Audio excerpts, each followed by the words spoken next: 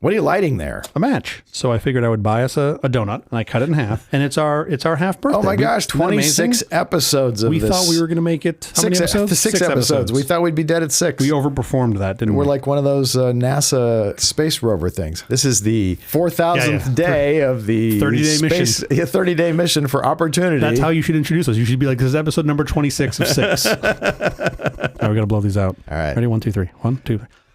Quiet, please. What's a golden birthday? One where you get peed on. I don't know. I'm glad I was not a relative of yours. I had no idea that was a part of things. 2.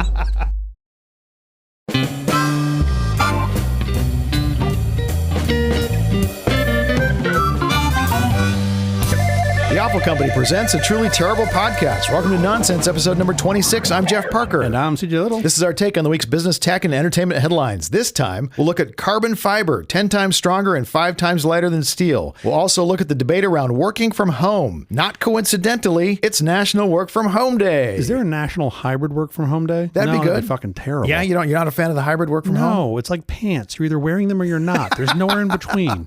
It's it. It's simple. You don't put on one leg of pants. You're like, they're fucking hybrid pants. No. And what if you don't wear your pants to work day? That's fine. Well, now we got to talk to HR because there should be thresholds on this. Bob, put on some pants, please. It's also National Camera Day, so you can record Bob not wearing pants. Do people still buy cameras? Is that still a thing? I do. Well, I know you I'm do. a huge fan. I'm a huge fan of the Canon mirrorless cameras. The mirrorless new cameras? ones. Yeah, they're fantastic. I shoot a video probably as much as I shoot stills. I just love it. Rip your hard drives is what that means. Now that USB 3.2 exists and you can get a 2 terabyte drive for under $200, it's amazing. You have this like string of hard drives behind you full of shit. But they're tiny. They're the little tiny things. It's not, the size doesn't matter. It's the motion of the ocean.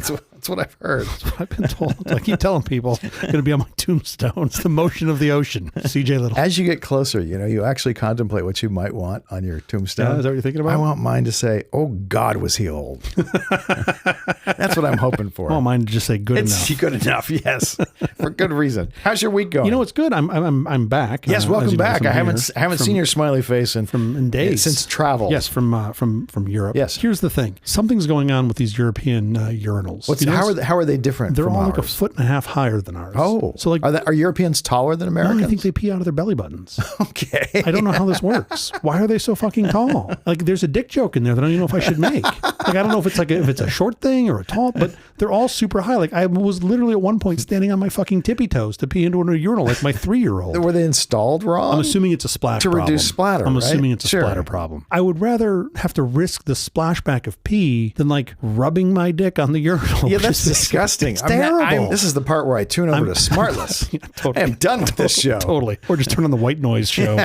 Look, European Union. Really happy about the USB-C thing. Got those on all devices. Appreciate that. Yes, Thank you. that's great. Can we now focus on the urinals? They're too tall. On Sunday, what is that, 5 days ago? Something like that. 4 days ago. Dodger first baseman Freddie Freeman hit his 2,000th hit. Got his 2,000th hit. 2,000th hit. Yeah, which is really good. That's a lot of career. hits. Not in the season, in his career. Not in the game. That'd be quite a season. Be quite a game. Yeah. Game keeps going forever. Which was super, mind-blowing. Really cool. Really cool. The Dodger organist, Dieter Rule, the next time that Freddie came up to be at bat, he plays the theme song to Space Odyssey. I was going to say, is that a Space Odyssey? And I'm 2001? like, what in the world is he playing? And then I realized, 2001. That's great. That's it. That's really funny. Very clever. I feel like every organ player is just a genius smartass that knows all these cryptic references. Dieter is for sure. And if you want to see a really fun thing, go onto Twitter and look up Dieter Decoder. Oh, that's right. And it will tell you why Dieter plays what Dieter plays. Oh, that's great. It's fascinating. Cool. Let's get to our headline. Let's do it. Solar panel bails out Texas grid during major heat wave. Oh, God, the irony. Yeah.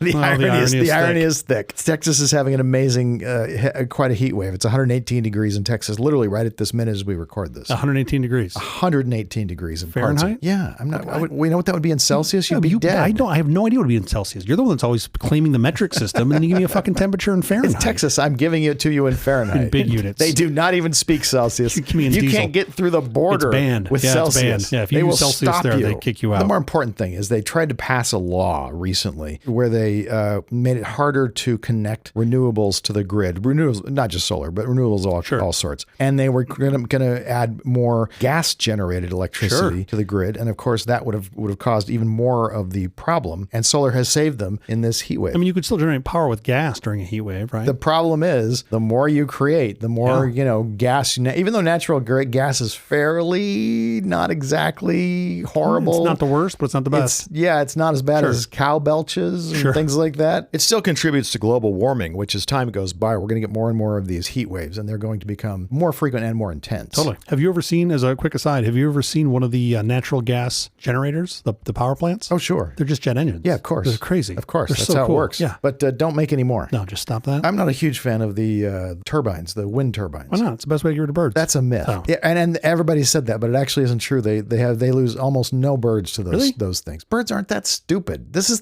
the problem. It's physiology. The bird isn't that stupid. It's not going to fly into the fan. It's just a bunch of birds sitting over there being like, "Hey, get the new guy. Tell him to go fly through the fan. Hey, Jimmy, go fly through over there." But my problem is not that. My problem is not that at all. My problem is just it's moving parts, and moving parts break. You know what's great? No moving parts. Yeah. You know what does kill birds? This episode? Cats. Yes. And those Stirling engines. There's like one out in the desert in California. What's a Stirling engine? So there's solar farms. Oh, it's the mirrors that aim it at the and the bird's just like flying along minding its own shit, and then it gets cooked. Don't do that. Well, yeah, pigeons. I'd be fine with it for pigeons. I'm not a pigeon fan. FTC sues Amazon over deceptive Prime sign-up and cancellation process. Have you seen this? This is not a surprise to me. If you've ever been on Amazon and you've ordered anything and I have an account that doesn't have Prime. I have an account that has Prime. And you have two separate accounts? I do. Why? And I actually use both of them for things that I'm not in a rush with. Okay. Yeah, just give it to me on the regular account. I don't want you to make any effort to get this to me quickly. Don't waste anyone's time or effort getting this to me quickly. Send it to me the cheapest, slowest way. When it gets to me, it gets to me. That's fine. But that's what I pretend they do. Of course, that's not even what they do. It rushes it to your curb and then it sits there for 3 days. I don't know I don't know what's different about it, but more importantly, what I want from Amazon, can I please have this? Just give me a service where I can say, when you fill up the box full of things, ship it to me. They have that. It's called Amazon Day. What's it that? literally exists. What is that? They just, instead of them sending it to you and you order it, they just queue it up and send it to you in a batch. Like I would love that. It exists. That's exactly what I want. Wait, hold on. Let's go back. I'll write a strongly worded letter to Andy. Okay. And next week you'll have it. It'll be called Amazon Day.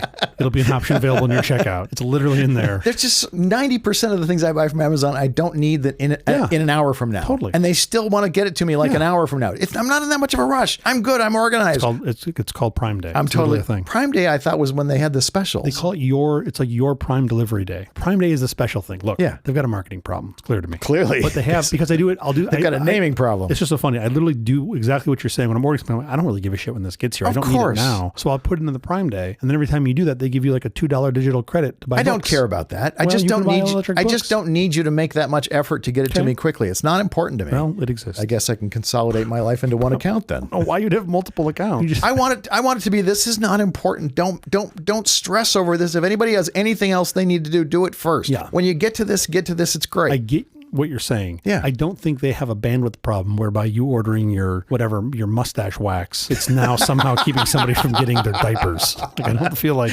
you're getting in the way of this, but I appreciate your kindness for that. I just picture these poor employees who apparently have to pee in bottles because they don't get breaks. First of all, the robots don't have to pee. You don't want the Prime Days queue up thing. You want before you ship this, I want to mandate that somebody gets a pee break. Exactly. You want the pee break. That's exactly what. And by the way, I'll pay for the pee break. Yeah, Can I buy pee breaks? This is going to be great for your golden 50th. This mandates someone gets to go pee. I just paid for your hours to go pee. However long it takes you. Thank you card, a little pee thank you Here's card. 10 minutes to go pee or whatever it is. Thanks you. Yeah. Let me just check a box and I give you $10 or whatever I give you to pay for the time it takes for you to go have a nice relaxing pee. Jessica K in Reno, Fernley, Nevada thanks you that she could pee. Yeah. Thank you, Jeff. Those stories break my heart. I don't want people working like that. Certainly not on my behalf. The second half of our first year is going swimmingly. You haven't seen an account that doesn't have Prime in probably 20 years. Whatever. The thing where you try to check your stuff out so you can have it shipped to you. It says, get it here tomorrow. And there's a big giant button. Yep. And there's this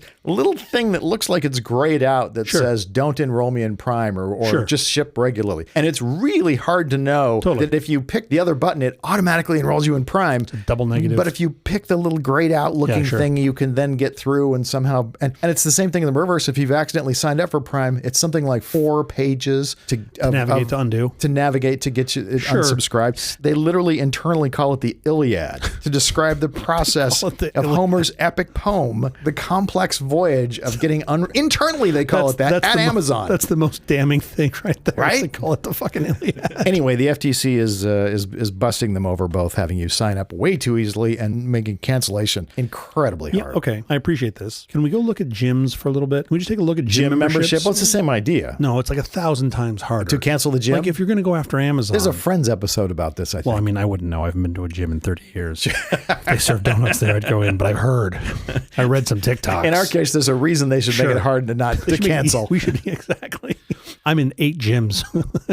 That's the gym business model. It is, totally. That's what I mean. That's terrible. There's not room enough in the gym for everyone who's signed up for the gym. What they know you will do is sign up and not show up, and they need you to not show up because they don't have room for everybody. Nope. Amazon will use small businesses to help deliver packages in the U.S. I think this is super interesting. I don't know how I feel about this. I have very mixed feelings about it. Go ahead and tell me why you think it's interesting. Well, it's your local bodega who's going to bring you the final mile of your package. It's the efficiency play, right? It's like if you've got the bandwidth and if you're already going there anyway, then that makes sense to me. Right. But not at the risk of like squeezing everybody else out. But I can see this as. Don't you think there's going to be a lot of people in those bodegas who are like, yeah, I'll get the deliveries tomorrow? Well, yeah, but then they're not going to get them again. That's the great part. You sacrifice a small bit for the greater good. If Uber didn't have ratings, Uber would quickly devolve into the taxi industry. Okay. That was the biggest problem with taxis. Is like you got in the car because the individual driver was not he didn't rated. give a shit. Right. So if you start rating people to do these things, and it's like, well, if you didn't deliver those couple packages, that sucks for those people. You got to fix it. Then you're never going to use those people again to deliver. One of my favorite things about Uber's rating system is that the customer is also rated. Yeah, I love that. Which is really smart. Do you as a driver want to pick this person up? They've done some bad things in cabs before or in Ubers before. I have like a 4.85, and I'm like, what asshole gave me not 5 stars?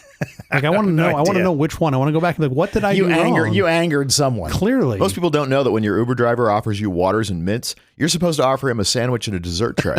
So they're estimating Amazon is going to pay about $2.50 per delivery from your local bodega or whatever your local store is. Okay. They have done this. This is already in existence in Japan and Spain. Okay. And so now they're just testing it out to see if they can make it work in California, New York, and Boston, and I think Washington. Love it. Yeah. So we'll see how it goes. I mean, especially if you can get a twofer in there. With UPS, that's what they're doing all day. That's all they do. Yeah. So nothing's going to bump them off of their schedule for bringing my stuff. Yep. And by the way, I'm the guy who mostly doesn't care, but when I care, I really, really, really care. When I need something on time and I need it and it's urgent and I use that Prime account, it really does matter to me. Yeah. So the fact that somebody at Bob's Mechanics and Mufflers, whatever this shop is going to bring me my package is like, wow, can I have a professional do this? Well, what if it's just your slow account package? That's not even a problem. I don't care. Then you don't care. And those they're going to send me by ambulance. Yes. Sirens blazing. Because that's what Amazon does. I'm going to spend an extra $200 to have it shipped to me with a CHP escort. Those are coming to me by drone. Yeah. This thing shows up at your house like it's a president. It's great. They block off. It's like a motorcade. They block off the streets. Jeff needs his air fryer. Exactly. Needs it right now. The old one died. This is actually kind of cool. They are still buying about 100,000 Rivian delivery vans. I think Rivian just signed up for the non-standard, soon-to-be new standard charging adapter. They're the latest. The Tesla adapters. Yeah, the Tesla adapters. The NACA. North American Charger thing. Sure. North American Charger whatever thing. it's called. That's what it's called. The North American Charger thing. Yeah, that's great. Getting all your tech advice from the tech show, the North American Charger I'm 3/4 of the way there. The NAC. Come on. You're close enough. You got North America. Good job. You know where you're thank sitting. you. I'm impressed. We're all really impressed. It's cool. I like that they got those to market before anybody else. Yeah. For the truck, I still think if I were to buy an electric truck tomorrow, I'd buy an F-150. Well, there's a lot of history there. You're liking that because of a lot of other reasons. No, not just the history. That's like buying a Coke instead of buying Bob's soft drink. This is a quick aside. My brother, who apparently is our floor director today, I didn't even see him in there. He has a new F-150 and the gas-powered F-150. Yeah, dinosaur powered. On the door, there's like a piece of plastic, like the door handle thing, trim. And my brother said, he's like, look at that. And I look at it and he's like, does it look familiar? And I'm like, kind of, but I couldn't tell. It had like a pattern on it. Yeah. It's like a black and white roadmap of Detroit. Oh, that's which I thought was really cool because he and I both grew up in Detroit. Yeah, that's really cool. It's like one of those things where you sort of recognize it, but then when he tells you what it is, you're like, oh, makes perfect sense. I see it. Yeah. I thought that was cool. A little bit of Detroit history. And billionaire brings Tesla autopilot rebuke. Dan O'Dowd.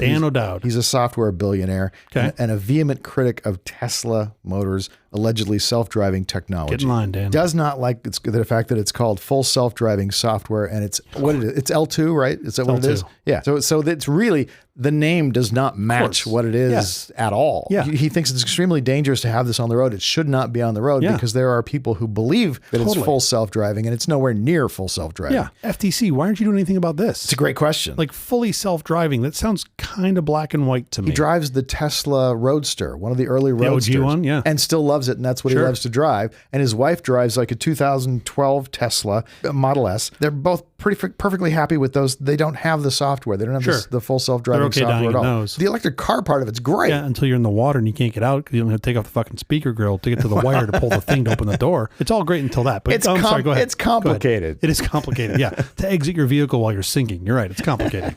That's when I want complication. That's when I want a fucking flow chart to appear. Instead of an airbag, there's like a flow chart easel that pops out. It shows you how to get out. Yeah. Sure, no, it's great. Like step 1, pay your license fee. Oh, you didn't? You're underwater? Oh, sorry. Step 2, meh. Exit as a service. It's literally, it's their exit as a service. Would you pay $40? Fuck, honey, do you have the Venmo? We're sinking. We're sinking. What are you thinking about? Yeah, no, I'm sorry. Fix the fucking door thing. Okay, enough for the headlines. Up next, CJ is going to talk about carbon fiber reinforced polymers. Tell me it's not. Tell me that's not so. Tell me this is not what you're talking about. It's a new level of nuanced nerdiness for all of us. Let's do it.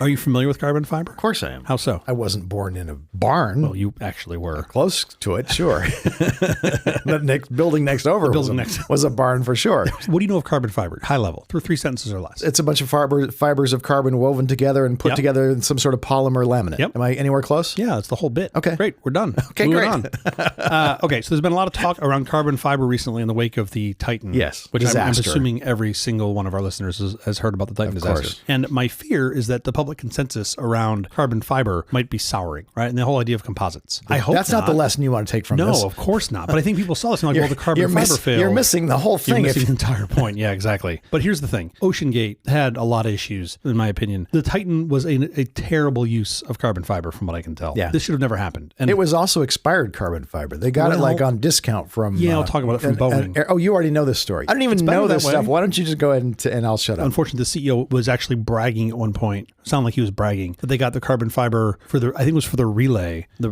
relay of the hull, cheap from Boeing because it was, quote, expired. It was past its shelf life. That's what I remember. Yeah. Carbon fiber itself doesn't really expire. Okay. But the laminate would. The polymer is what would polymer expire. would. So it's unclear what it could have just been that they were old fibers that they got cheap. Could have been that it was pre-preg and that it had epoxy. We don't really know. All right. Well, let's stop and go back and make this make sense to the rest of the world. But from what I can tell, there is no real concern around carbon fiber. Carbon fiber is still an amazing composite that when used within its design limits, super safe. Right. And we've been doing this for 30 plus years pretty well. Okay. Challenge is OceanGate didn't heed sort of the warnings that they should have. The loud cracking sounds? Well, those would be some of the more obvious ones. That they actually had in one of the previous voyages? Yeah. And wait, what do you mean one of? I think you mean all of. Is that true in many of them? Yeah. My understanding is when you got into one of these things, they told you to expect this. Ooh. So that you weren't And they didn't explain what it was, what the cracking was? Yeah. And there are numerous letters written, one from 2018 from an expert in DSVs, deep submersible vehicles, who said you must stop doing this until you know what the source of the fucking cracking is. But you know what the source of the cracking is. That's kind of what he was implying. But like, at least know what it is. It's not like there's a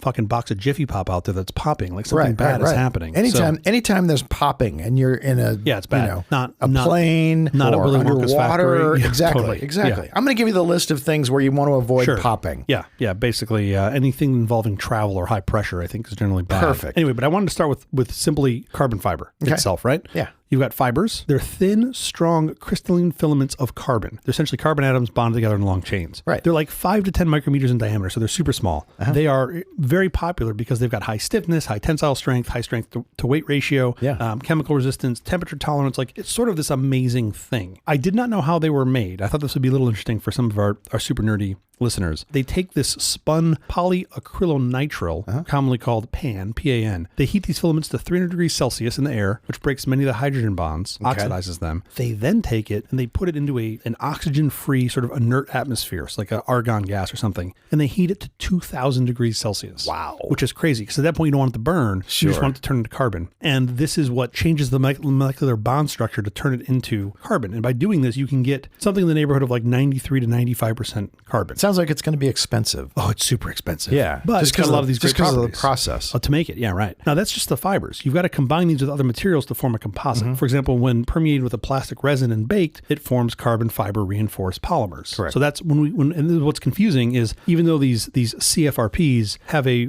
very high strength to weight ratio and they're extremely rigid, they'll sometimes be called brittle, quote unquote, because they have no yield strength. Right. And that's different compared to a metal, because a metal will yield at some point, right? You will start to bend a metal and it'll permanently deform before it fails. Yeah. This doesn't happen with carbon fiber. It just snaps. There's no yield strength. So you get to when it's peak strength and then it fails. So it's perfectly fine, everything's okay, and then it's Gone. not. And that's a very different use case. We use these things in all sorts of stuff. You've already mentioned some, like we put them in spacecraft, we put them in aircraft, we put them in race car bodies. Something like a current Formula One car is like 80% carbon fiber. Oh, sure, right? because Which it's so is strong and so light. super strong and super light, right? That's the benefit. Teslas, carbon fiber body panels, or The no? only carbon fiber I know in production cars was the BMW i3. The i3 had a carbon fiber crash structure, I think. Okay. Smart Car may have used one as well. And have you ever picked up like a large carbon fiber item? No. It'll break your brain. My first How time. light it is? Oh man, Yeah. it feels like you're picking up air is the only way I can describe it. The first time I saw a racing car seat that was all carbon fiber, Yeah. you pick it up and it's like you can pick it up with half of a finger. You don't realize how light it is, and you jerk it up into the air. And you're just like, wait, I don't understand. And it's a whole structure, but it's just carbon fiber, right? That's cool. You already touched on this though. It has a higher cost than any other materials. So in a comparison between steel and carbon fiber, you're talking about carbon fiber being 10 to 12x more expensive. Yeah, I was guessing just because of the process you were describing. Totally. But the prices come down because you're talking about 20 years ago, this stuff was like 35 times more expensive than using steel. Okay. So it's getting cheaper, certainly, but it's still a lot more expensive. Here's what's important, and I think this is related to the Titan disaster. There are many factors to achieve the required strength in a carbon fiber part. One thing that's super confusing about this, the carbon fiber itself is called carbon fiber. Sure. The carbon fiber polymers are commonly referred to as carbon fiber. So really when people say it's not, They aren't. But that's what people normally call They it. are neither carbon nor fiber. It is carbon fiber in a polymer. Yeah. So it's both. For the sake of But this... but the polymer is neither carbon nor fiber. Nor fiber, yes, of course. Usually it's an epoxy. Yeah. For the sake of this conversation, when I say carbon fiber, I typically mean the carbon fiber in epoxy. Yeah. Because the carbon fiber itself are just a bunch of strands that don't do you a lot of good. And so you lay them down in some sort of weave and then put it in some sort of epoxy. Right. So what's important is that if you want to achieve sort of the required strength in a carbon fiber part, you need to manage the orientation of the fibers, process you use to lay down the fibers. You'll commonly hear wet layup versus pre-preg. And those are two very different things. Wet layup is where you're taking sheets of carbon fiber weave, you're putting them in a mold, and then you're applying the epoxy manually. Okay. Way cheaper to do it that way, but you don't get any sort of consistent ratio, where if you want a desired 50-50 or 70-30 ratio between carbon fiber and epoxy. Pre-preg are sheets that you buy that already have the epoxy in them. Okay. So that's much better, way more expensive, but you get a stronger. Yeah, all I'm hearing when part. you're saying either one of these things is cost. Yeah, totally. Tons of money. You can achieve a greater strength, and this is something I did not know until I researched this for this segment. You can achieve a greater strength relative to weight by using a material in between two layers of carbon fiber. You will typically see you'll have like a wood or a foam in between it. And the reason this works is because imagine you have like a big sheet of carbon fiber, right? You've got carbon fiber with a balsa wood or something in between it, and then another sheet of carbon fiber underneath that. Okay. When you try to deflect that, you try to push down in the middle, the top sheet will go into compression. The bottom sheet will go into tension. Okay. And that's what you want. That's where you're getting your strength from tension in the carbon fiber. It's commonly not just, if you want something super strong, just carbon fiber through and through. You'll put some substrate It's a in the layer middle. of some sort of the substrate. And this becomes important when we think about how this worked in deep-submergence vehicles, right, or DSVs. And you probably saw earlier this week, James Cameron talk about how he felt carbon fiber was a terrible material to use in DSVs. And this is part of the reason why. Yeah. Carbon fiber on itself, tons of benefits. The composite has a density that's 2 times less than aluminum, almost 5 times less than steel. If you have a carbon fiber component, you need like 42% of the weight relative to the same piece in aluminum, the same amount of steel. So it's much, much lighter. It's like you can reduce the weight of a steel part by over 80%. That's amazing. So that's why you see these things used in places where typically you don't want to have a lot of weight. Aircraft, spacecraft, things like that. I also didn't know this, that it has a very low, it's a terrible heat conduction. I didn't know that. It's bad at conducting electricity as well, I But believe. it does conduct electricity, but usually poorly. It depends on how you lay the fibers. You can get it to conduct, but yes. But it's a very good heat insulator. So that was something that was new to me. And it has almost no no heat expansion, 6 times less than aluminum. So it's a pretty, pardon the expression, solid material. But it has some design challenges. As I mentioned earlier, it has no elasticity because it doesn't yield. Yeah. Most metals, like I had mentioned, steel and aluminum, they'll yield, they'll bend. You can see them fail. You can see if you're putting too much weight on the thing, you're like, oh, that chair is bending. Fail now. It's going to fail soon. That's a bad thing. Carbon fiber, not so much, right? When it goes, it goes. And there's no deformation. So that's why a lot of people will call it brittle. You'll hear it quote unquote called brittle. This was a big deal for Boeing during the development of the 787. The 787 Dreamliner has extensive use of composites and carbon fiber throughout it. Something like 50%, I think, of a 787 is composite. So they spent a long time making sure that these would be crash worthy relative to their metal counterparts. And while the carbon fiber strands themselves are pretty durable, that's not enough because the polymer you need to worry about as well. And those polymers will break down over time, right? From elements like UV, water. Those are real issues. You need to keep that structure intact so that it doesn't delaminate because by itself, those individual layers aren't nearly as strong as the whole piece. Right. That's why you have like that substrate in the middle. So you need to ensure the strands are staying intact. If they're failing, you've got a ticking time bomb on your hands. Yeah. This is, I think, ultimately what we saw with the Titan. Now, in the world of deep-submergence vehicles, or DSVs, we've been doing this for a long time. And I'd like to talk about these on a future episode. The Trist, which I'm not sure I'm pronouncing that correctly, it's Italian, reached over 35,000 feet into the Mariana Trench in 1960. So this has not been something new to us. But that pressure sphere was a 7-foot sphere made out of 5-inch thick steel to withstand the 18,000 PSI, or about 1,200 atmospheres of pressure. Crazy. Which is just madness at that depth, right? Metal is the tried and true way to build these things. We've been doing it for 60 plus years, but at that scale, it's not buoyant. And that's the problem with making them out of metal, is when you make something that size with that thick of metal, it requires a large float in order to make it ascend. Right. And with the Trist, they used a giant tank full of gasoline to make it float, which is pretty crazy. Ooh, that's wild. Because gasoline basically doesn't compress. Right. So you can make a thin wall tank, but it's lighter than water. Right. It's actually a really cool design. It had this giant float on top that was full of gas. And the way they got it to go down is they had hoppers full of iron pellets, and they were held shut with an electromagnet. Yeah. So if there's a power failure, electromagnet would pop open, it would drop all the iron pellets, and it would automatically ascend. Cool. And that was, again, 60 years ago, right? So Yeah, it's that's pretty cool. I like engineering. Unfortunately, the folks at OceanGate, I don't think did. Okay, so that brings us to the Titan, which leveraged carbon fiber to achieve neutral buoyancy. That was the main reason for using carbon fiber, is they could get a lighter ship that would be neutrally buoyant. Yeah. They didn't have to have this giant float. Also make it easier for them to move it around, take it in and out of the water, smaller support vehicles. As I've mentioned now already 2 or 3 times in this segment, carbon fiber doesn't yield, right? It's not going to tell you much before it fails. Yeah. I'm pretty sure that the use of carbon fiber is what ensured its demise from the start. This was the biggest mistake. Yeah. Now, it makes a lot of sense on paper to use it for reasons to not have to have a giant float, smaller things, sure. But as it turns out, the engineering doesn't really work. So James Cameron was right. Oh, James Cameron was 100% right, I believe, about this. I mean, I don't think there's any way you can get around that. And that's a guy who's dived the Titanic 30 times. Sure. I think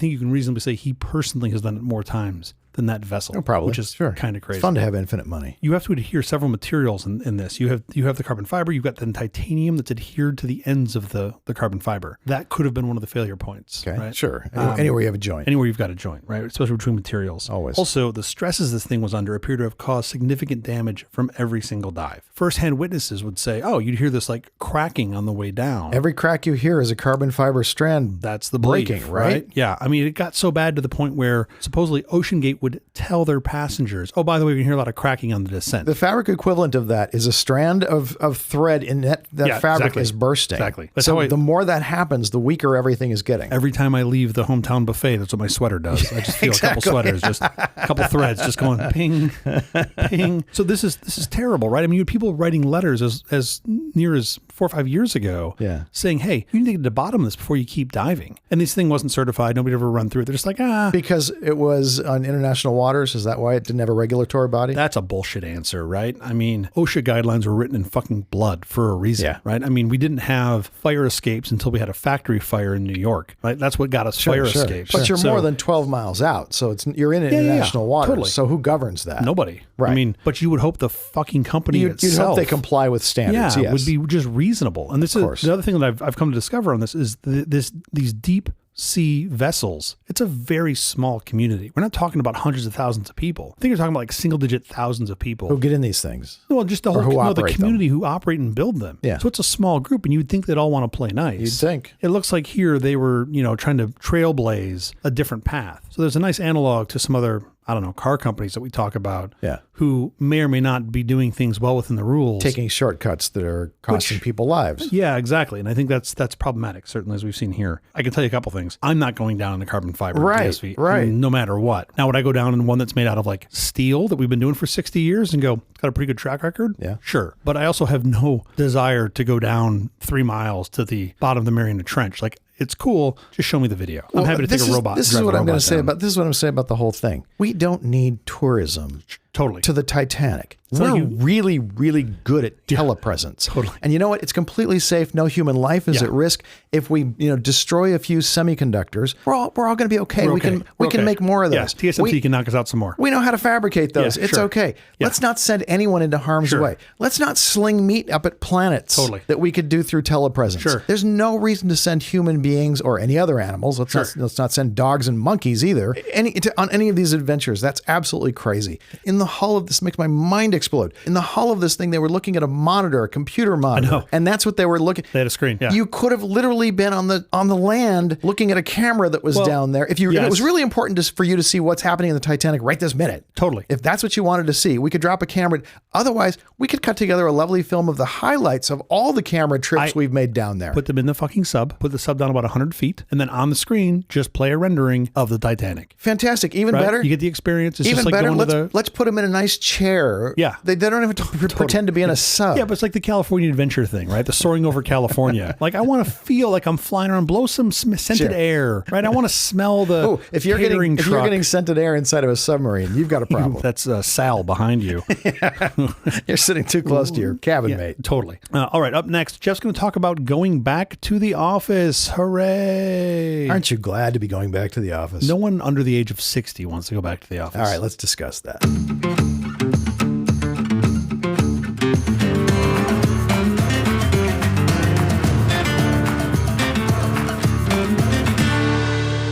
War, I tell you, war. As we said at the top today, it is National Work From Home Day. Last month, Amazon employees staged a walkout over Amazon's mandate to return to the office. Do you have a side of this nasty fight? Yes. Work at home, not work at home? Yes. You want people to go back to the office? You want everyone to go back to the office? Generally speaking, it depends on which industry you're talking about. Yeah. But typically, this conversation is around sort of the information the information industry, right? Like, well, it's hard for Uber drivers to work from home. Right now, we don't have plumbers that can work from home quite yet. For folks, and there are some industries where you can, but it's really hard. Like if you're a first grade teacher, sure, it's really hard to do that from home. Absolutely, but they can kind of do it. Yeah. No, so I think typically if we just focus in on what most people are talking about, sitting at desks with a keyboard, having interactions, in a conference room and a whiteboard. Banking. Generally speaking, especially when you change your culture, work from home completely your corporate works. culture. Your corporate culture, the company's culture. Not that you're suddenly buying Thai food instead of Mexican. No, that sounds lovely though. I'm hungry now. Thank you. There's a lot of people who disagree with you. Martha Stewart wants people to get out of the house. She urged workers to return to the office full time, and she's on a rampage to get that done. She says, you can't possibly get everything done working 3 days a week in the office and 2 days remotely. So, okay, that's hybrid, right? What she's talking about there is that hybrid model. Yeah. I would argue the hybrid model is the worst possible version. Tell me why you think that. Because of the bits that I've read about folks in a hybrid model, especially where there's no clarity on when. Yeah. So like these folks be like, hey, just work in the office some 3 days out of the week. Well, if you're in the office for Monday and Tuesday, but I'm not, and then you got to schedule now we a don't meeting. encounter each other. Well, but now you're just doing the same shit. You've just come into the office to have your Zoom meeting with me who's at home. Right. So like that hybrid model is just the absolute worst. But maybe I schedule my department and we work on that's Monday the through better Tuesday, version, Wednesday. Is they say like everybody be in the office Tuesday, Wednesday, Thursday, Right. or whatever it is. I still think that's problematic because if you think about people's lives and how they're going to make that work, that is super difficult now, especially if you've got kids or a family or anything else. It just does not work. So I really think you've got to pick one or the other. Get rid of the hybrid model. Either you're working remote and you're a remote first company, or you're just saying, nope, we're in the office every day doing this like we've been doing it for 60 years. I'm not positive I agree with that, but we'll move on and we'll come back to it. How's that? Okay. Martha Stewart even took a few shots at France to make her point, accusing the nation of not being industrious enough. Look at the success of France with their stupid, off for August, blah, blah, blah, she said. It's not a very thriving country. Should America go down the drain because people don't want to go back to work? First of all, Martha, I don't think that's our biggest challenge right now with keeping us from going down the drain. Yeah. I mean, thanks. Also, have you talked to the people in France? They like taking August off. Turns out that actually By the works way, pretty we all well. take half of December off. Yeah. I mean, literally. Half of December. I've always argued from like November 20th until January 3rd, nothing happens. Pretty much, except unless you work in retail you're fucked. Yes, and in which case you kill yourself. Yep. Half of this country has to work their butts off, so the other half can sit around and do nothing. Yeah. Also, France is the 23rd highest GDP in the world. Yeah. The U.S. Just sit on their ass doing is nothing. number 7, but it's not that huge of a spread. Sure. There's 205 countries or whatever There's also more to life than GDP. Correct. JP Morgan Chase's Jamie Dimon, another supporter of returning to the office, says you have to look at the flaws of the Zoom world. It doesn't work for an apprenticeship program. It doesn't work for spontaneous stuff. It slows down honesty and decision making. At home, you tend to say, okay, let's pick this up tomorrow. Which, by the way, I remember saying that a lot at the office. Sure. Totally. We're going to circle back to this on Thursday. It was no different. Sure. A lot of people at home on a call are texting each other, sometimes saying what a jerk that person is. Oh, yeah, that never would happen in the office.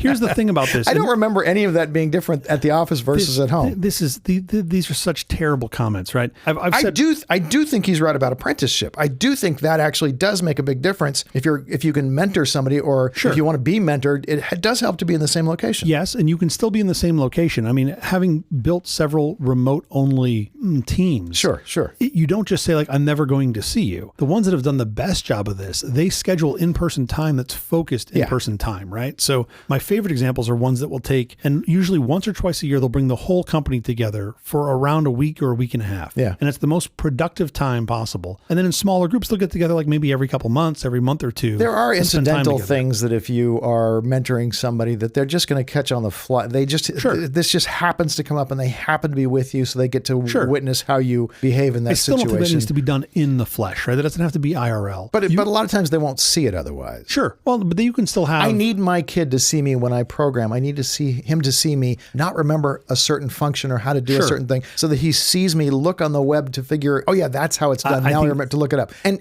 because he sees that, he goes, oh, okay, I can do that. That's great. I think programming is the best example of how apprenticeship works better remotely than together. But if he doesn't see that, if he's not sitting next to me. You have a screen share. Doesn't mean he's not sitting next to you. I'd argue you could see it better sitting remote. And then you have this whole argument of like, well, they're not focused and they're not at work. Really? You think people aren't watching cat videos, Jamie, on your fucking company internet? Oh, for sure. For sure they're doing this shit. Just because they're in the seat doesn't mean they're actually doing the work that you want. If you're judging the output of your staff based on how much time they spend in the office, you're a terrible fucking manager. Right. That's not telling you anything. That's not the mechanism, right? And then when you go, well, I like these people, I want them to be happy. Why are they in the car for an hour and a half each way? Why are they spending an hour in the subway? I would argue if it were at our age, you and I, if we were going to say hire a writer for this show, which I would never want to do. I'd use an AI. No, you'd get horrible scripts, and you're going to argue that, and we'll come back. No, today I get horrible scripts in the future. Push pin in that. We'd hire somebody who doesn't need apprenticing, somebody who's really good and who just can get the job done, and we don't have to think about it. But if we ran a company that wrote scripts, yes, if you needed to hire a ton of these people, you would need to have some sort of apprenticeship program. If I wanted to build a workforce to do it, if I wanted to hire a ton, I'd just go hire a ton. But like if you're building my world just comes from development. If I'm building a development team, I can still have apprentices remotely. Yeah. I need to fold them into the mix because you don't want a whole bunch of senior engineers doing a bunch of easy level one work. Of course. Bob Iger, the returned CEO of Disney, said that he believes work at home can lead to isolation and a lack of cohesion among employees. I 100% agree with that, which is why you have to change your culture, right? You've got to include other things to prevent this from happening. If you just say everybody sits at home, then of course this is going to fucking happen. Once a month, they all come in at night and go to Disneyland. Totally. That's what Bob should do. Sure. So once they just close it, everybody if you only had a place where you could everybody gather and have a good time. Fun, where you could hang out. Sure. Yeah, and you have drinks. Everybody can show up in their rainbow. Arvind Krishna, the CEO of IBM, says work at home can be distracting and that it can be difficult to build a relationship with certain colleagues when you're not working in the same place. And there is a certain amount of relationship building that happens just from seeing somebody day to day. Sure. I do think there are certain kinds of work where apprenticeship does help if you are next to somebody for a period of time. But you also have like this argument of you build relationships because you're in the same place. I would argue the vast majority of people don't know the person they're sitting next to in an office space. They just we're in different departments, or I don't talk to them. Like, it's not like the whole company is. No, but there is someone who probably they are assigned. In the case of if you're in a law firm, all of the associates, the young associates, they actually see and interact to some degree with lawyers that they're working with on cases. And so they learn a lot about how that lawyer behaves in various situations. And I think that's really useful. But they can totally see how the partner pads the time stats remotely. They don't have to see that in person. Oh, that's how you commit the felony. I understand. Exactly. You just round everything up to the nearest 25 hours. Check mark. For law in general, it's all incentivized completely incorrectly. Sure. Horribly incentivized. David Richner, the CEO of Lyft, has said that he believes work at home can lead to burnout and that it can be difficult to maintain a healthy work-life balance when you're not working in a traditional office setting. That's just comedy to me. Of course it could be that. So could being in the office. You can burn yourself out in the office, you say? Of course. course. Yeah. It's like none of these Well, are. there is that whole thing of I'm at the office, I'm not at the office. I get that. There is a certain amount of physical divide Sure. between your work life and your personal At life. 4:50 p.m., I'm going to put a timer on your computer that says in 10 minutes, I'm shutting it off. Yeah. Then at 5 p.m., I shut it off. Okay. Now you're not at the office anymore. Problem solved. Well, no, because some idiot's going to text you and you're still going to respond on your phone. phone's also Don't off. do that. Yeah. I mean, this is why in France, This is solvable why in problems. France that's illegal. Sure. You can't text employees out of office hours. I didn't know that. Yeah, it's actually against the law. Interesting. In some cases, I don't think additional productivity is worth the loss of humanity. Well, yeah, it's a balance, man. It's totally a balance. Elon Musk, CEO of Tesla and SpaceX, has said that he believes work at home is not sustainable and that employees should be required to return to the office. No comment. Meanwhile, Sheryl Sandberg, the former COO of Facebook, has been a vocal advocate for work at home. She said that working from home can help improve productivity, reduce stress, and increase employee satisfaction. Yep. I remember you and I, Yeah. in our younger days, would stock the fridge with, what was the green, super caffeinated drink for the programmers. We literally would try to make it so that they would never go home. I mean, gave them every service imaginable, Well, just made being there the most pleasant. First of all, we had nowhere to go. Right, ping pong tables and just Yeah. made and what a horrible. What's the green drink called? Mountain Dew. Mountain Dew. Yeah. So short-sighted. In hindsight, we should have locked the doors at 5 p.m. and said, "Get out." That's actually not my Go favorite. have a life. Go meet girls or boys or whatever it is you like. Sure. Go buy Meet a people. dog. Whatever Yeah. it is makes you happy. Get out of the office. Don't be in the office. Come back tomorrow in the morning and we'll pick it up again. Sure. If you want a long-term employee, Exactly. force them to have lives. This is my favorite quote. Good judgment comes from experience. Experience comes from bad judgment. We had to do those things in order to get our experience, to then be like, oh yeah, this actually isn't the best Yeah, answer. in hindsight, that was a horrible idea, but we didn't think that. I about 20-ish years ago, I had a guy that worked for me who was super nice, super smart engineer. I didn't hire him.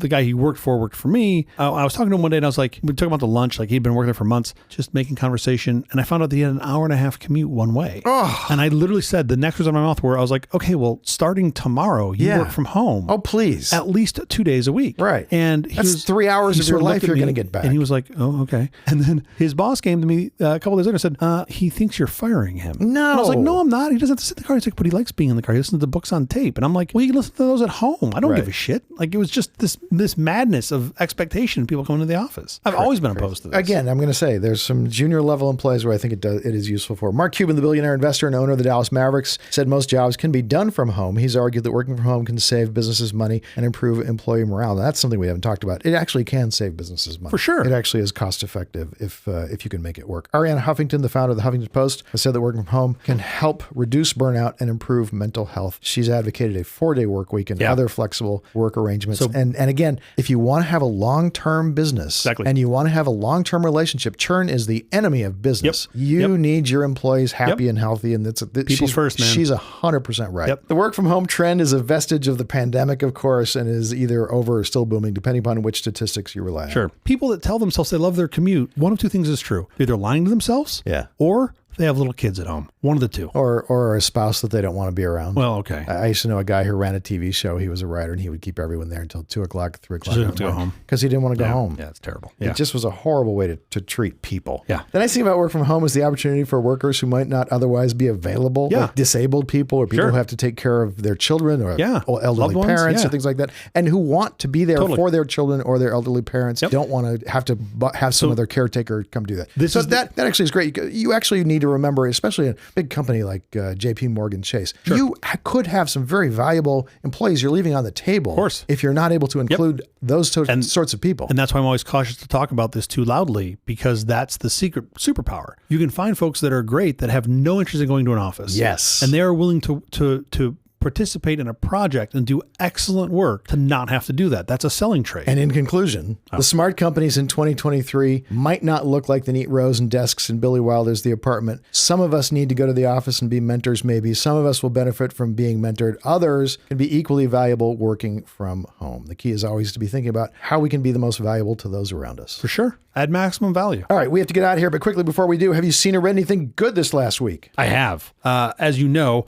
I've never been a big consumer of podcasts. No. Which I know is weird because I don't have a commute. I don't spend time In the car, in a place where I can do that. I am trying those. I try to understand better this landscape. I try to listen to maybe a couple hours a week, but that's about to change. Oh, wow. Why is that about change? You're going to be driving somewhere? Because I am super embarrassed to admit this, but I just discovered the Acquired podcast, and I yeah. love it. Yeah. These guys are super dorky. It's Yeah. all business history, and I've listened to like It's 30 minutes. tech business, right? It's I don't think mainly I've heard tech anything that business, isn't tech. but it is great. Like Yeah. it's absolutely There's lovely. a ton of great podcasts. And There's because so many I was good driving my podcasts. kids back from where we left them while we were in Europe, and I had some time to kill while the kids were napping, and so I put on some podcasts. And Acquired's been on my list for a long time, and I listened to like literally I'm 30 minutes in on one of their 3-hour podcasts, and I'm like, I'm just getting pelted with It's information. just the best. And I absolutely love it. So what about you? The Bear Season 2. A brilliant young chef from the fine dining world returns to Chicago to run his family's sandwich shop, The Beef, after his brother's suicide. This season, they turn The Beef into The Bear, a fine dining establishment. Mile-a-minute pacing with Jeremy Allen White, Eben Moss-Bachrach, Amy Elliott, Oliver Platt, and Maddie Matheson, by the way, who actually is a real chef in real life, but plays a handyman on the show.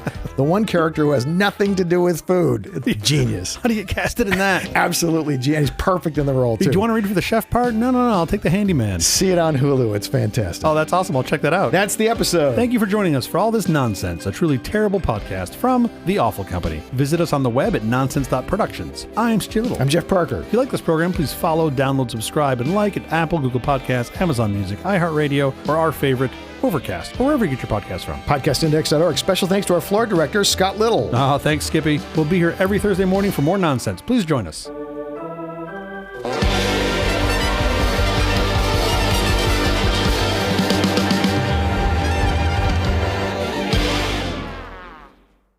We've been doing the end for 26 times. We think eventually we'd get it. Nope.